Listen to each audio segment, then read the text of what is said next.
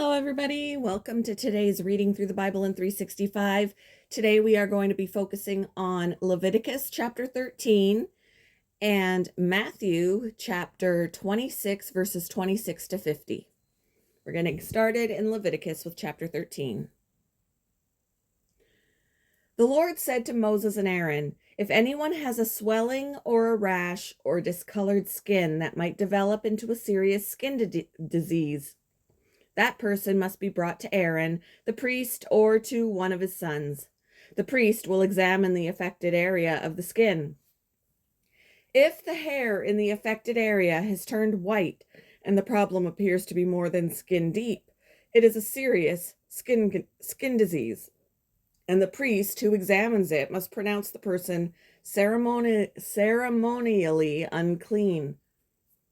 But if the affected area of the skin is only a white discoloration and does not appear to be more than skin deep, and if the hair on the spot has not turned white, the priest will quarantine the person for 7 days. On the 7th day, the priest will make another examination. If he finds the affected area has not changed and the problem has not spread on the skin, the priest will quarantine the person for 7 more days. On the 7th day, the priest will make another examination. If he finds the affected area has faded and has not spread, the priest will pronounce the person ceremonially clean. It was only a rash. The person's clothing must be washed, and the person will be ceremonially clean. That word is my nemesis, guys. But if the rash continues to spread after the person has been examined by the priest and has been pronounced clean, the infected person must return to be examined again. If the priest finds that the rash has spread, he must pronounce the person ceremonially unclean, for it is indeed a skin disease. Anyone who develops a serious skin disease must go to the priest for an examination. If the priest finds a white swelling on the skin and some hair on the spot has turned white and there is an open sore in the affected area, it is a chronic skin disease, and the priest must pronounce the person ceremonially unclean. In such cases, the person needs not be quarantined, for it is obvious that the skin is defiled by the disease. Now, suppose the disease has spread all over the person's skin, covering the body from head to toe. When the priest examines the infected person and finds that the disease covers the entire body, he will pronounce the person ceremonially clean. Since the skin has turned completely white, the person is clean. But if any open sores appear, the infected person will be pronounced ceremonially unclean. The priest must make this pronouncement as soon as he sees an open sore, since open sores indicate the presence of a skin disease. However, if the open sores heal and turn white like the rest of the skin, the person must return to the priest for another examination. If the affected areas have indeed turned white, the priest will then pronounce the person ceremonially clean by declaring, "You are clean." If anyone has a boil on the skin that has started to heal, but a white swelling or a reddish white spot develops in its place, that person must go to the priest to be examined. If the priest examines it and finds it to be more than skin deep, and if the hair in the affected area has turned white, the priest must pronounce the person ceremonially unclean. The boil has become a serious skin disease.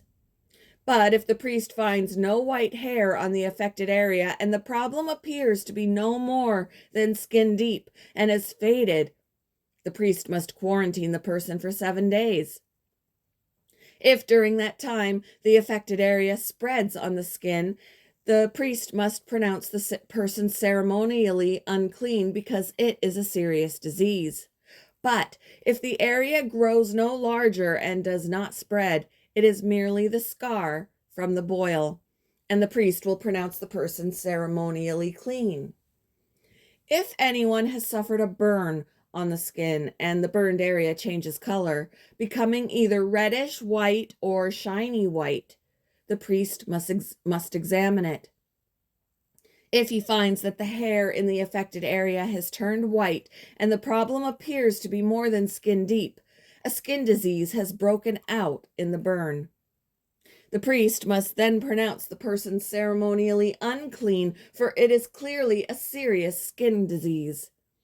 But if the priest finds no white hair on the affected area and the problem appears to be no more than skin deep and has faded, the priest must quarantine the infected person for 7 days. On the 7th day, the priest must examine the person again.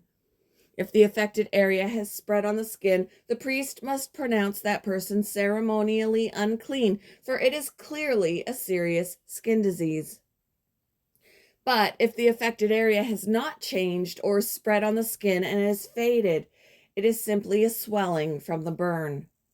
The priest will then pronounce the person ceremonially clean, for it is only the scar from the burn. If anyone, either a man or a woman, has a sore on the head or chin, the priest must examine it. If he finds it is more than skin deep and has fine yellow hair on it, the priest must pronounce the person ceremonially unclean. It is a scabby sore of the head or chin. If the priest examines the scabby sore and finds that it is only skin deep but there is no black hair on it, he must quarantine the person for 7 days. On the 7th day, the priest must examine the sore again. If he finds that the scabby sore has not spread and there is no yellow hair on it and it appears to be only skin deep, the person must shave off all hair except the hair on the affected area. Then the priest must quarantine the person for another 7 days. On the 7th day, he will examine the sore again. If it has not spread and it appears to be no more than skin deep, the priest will pronounce the person ceremonially clean. The person's clothing must be washed, and the person will be ceremonially clean. If the scabby sore begins to spread after the person is pronounced clean, the priest must do another examination. If he finds that the sore has spread, the priest does not need to look for yellow hair. The infected person is ceremonially unclean. But if the color of the scabby sore does not change and black hair has grown on it, it has healed. The priest will then pronounce the person ceremonially clean. If anyone, either a man or a woman, has shiny white patches on their skin, the priest must examine the affected area. If he finds that the shiny patches are only pale white, this is a harmless skin rash and the person is ceremonially clean. If a man loses his hair and his head becomes bald, he is still ceremonially clean. And if he loses hair on his forehead, he simply has a bald forehead. He is still clean. However, if a reddish white sore appears on the bald area on top of his head or on his forehead, this is a skin disease. The priest must examine him, and if he finds swelling around the reddish white sore anywhere on the man's head and it looks like a skin disease, the man is indeed infected with a skin disease and is unclean. The priest must pronounce him ceremonially unclean because of the sore on his head. Those who suffer from a serious skin disease must tear their clothing and leave their hair uncombed. They must cover their mouth and call out, "Unclean! Unclean!" As long as the serious disease lasts, they will be ceremonially unclean. They must live in isolation in their place outside the camp. Treatment of contaminated clothing. Now, suppose mildew contaminates some woolen or linen clothing, woolen or linen fabric, the hide of an animal, or anything made of leather. If the contaminated area in the clothing, the animal hide, the fabric, or the leather article has turned greenish or reddish, it is contaminated with mildew and must be shown to the priest. After examining the affected spot, the priest will put the article in quarantine for 7 days. On the 7th day, the priest must inspect it again. If the contaminated area has spread, the clothing or fabric or leather is clearly contaminated by a serious mildew and is ceremonially unclean. The priest must burn the item, the clothing, the woolen or linen fabric or piece of leather, for it has been contaminated by a serious mildew. It must be completely destroyed by fire. But if the priest examines it and finds that the contaminated area has not spread in the clothing, the fabric, or the leather, the priest will order the object to be washed and then quarantined for 7 more days. Then the priest must examine the object again.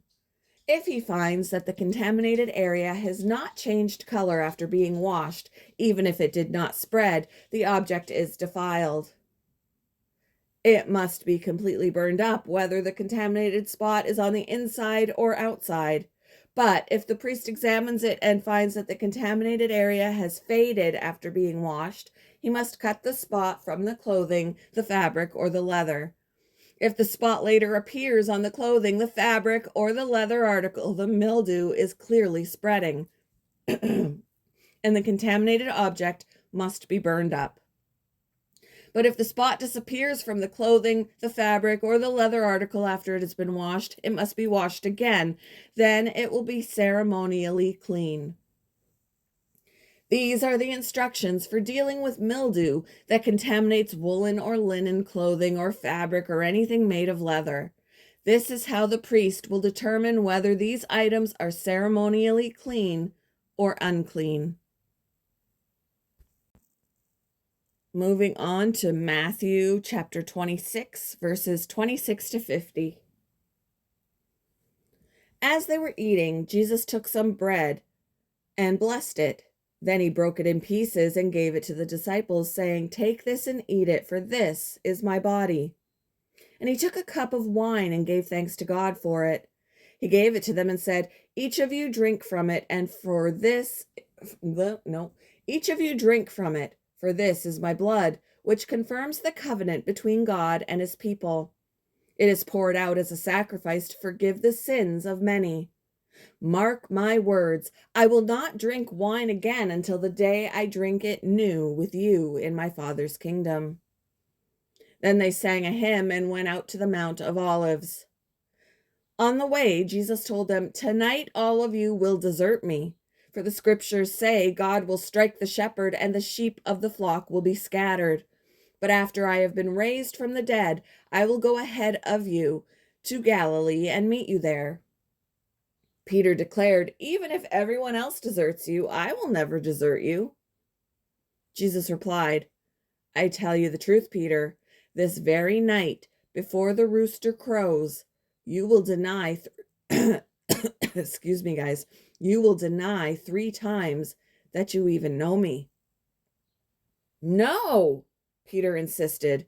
"Even if I have to die with you, I will never deny you."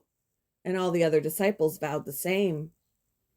Then Jesus went with them to the olive grove called Gethsemane, and he said, "Sit here while I go over there to pray."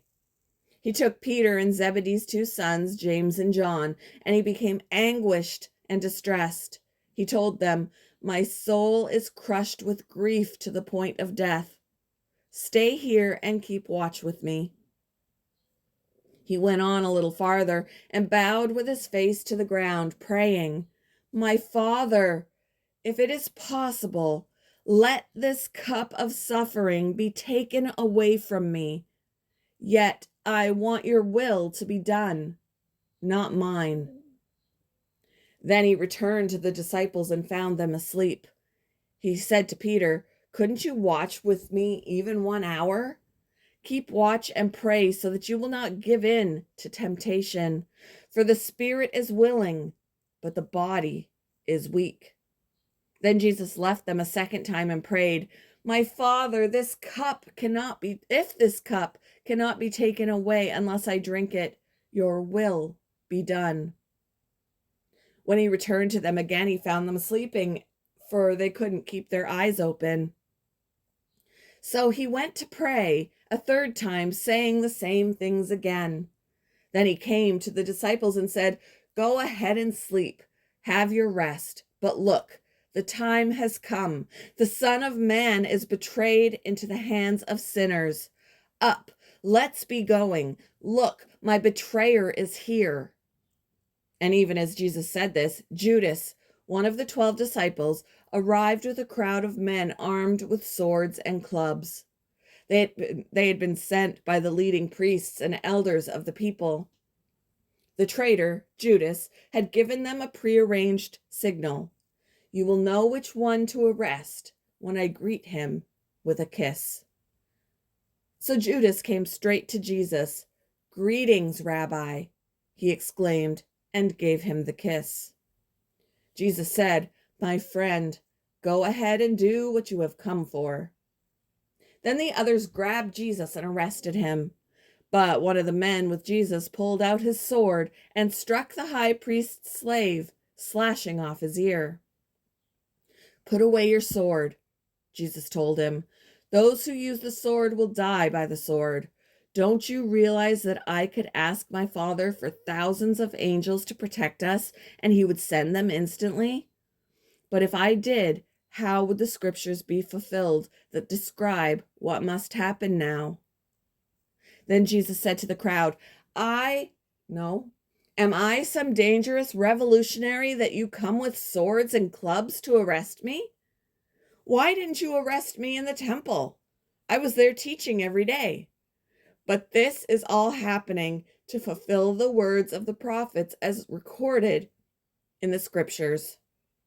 At that point, all the disciples deserted him and fled. Then the people who had arrested Jesus led him to the home of Caiaphas, the high priest, where the teachers of religious law and the elders had gathered. Meanwhile, Peter followed him at a distance and came to the high priest's courtyard. He went in and sat with the guards and waited to see how it would all end. Inside, the leading priests and the entire high council were trying to find witnesses who would lie about Jesus so they could put him to death. But even though they found many who agreed to give false witness, they could not use anyone's testimony. Finally, 2 men came forward who declared, "This man said, 'I am able to destroy the temple of God and rebuild it in 3 days.'" Then the high priest stood up and said to Jesus, "Well, aren't you going to answer these charges? What do you have to say for yourself?" But Jesus remained silent. Then the high priest said to him, "I demand in the name of the living God, tell us if you are the Messiah, the Son of God." Jesus replied, "You have said it. And in the future, you will see the Son of Man seated in the place of power at God's right hand and coming on the clouds of heaven."